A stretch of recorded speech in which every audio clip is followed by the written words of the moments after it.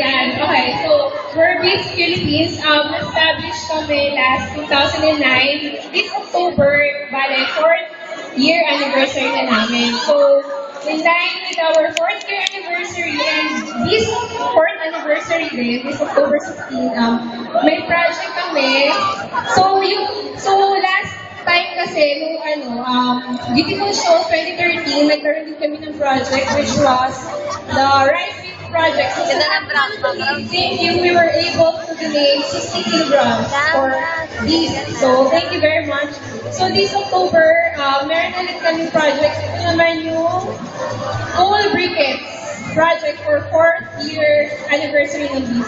So, for every 100 donation, pwede kayong manalo ng yung latest album nila, which is Hard to Love of the Love. So, wala. Ujun Air Club, United Youth Concert, sa Midnight Sun sticker set. So, lahat yun official. So, for every 100 donation, pwede kayong manalo ng itong mga items na to. Thank you. And then, may pre-order din kami ng shirts. So, punta lang kayo sa DSTH booth and sign up for membership. And then, meron din kami membership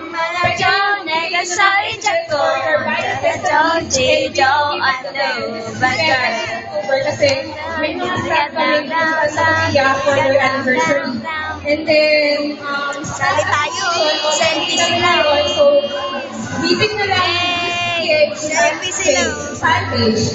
And then, of course, for sa energy, go 6 weeks na kasi tayo ng just for sa Twitter, just leave I vote for Shadow by Beast, hashtag RAC1067.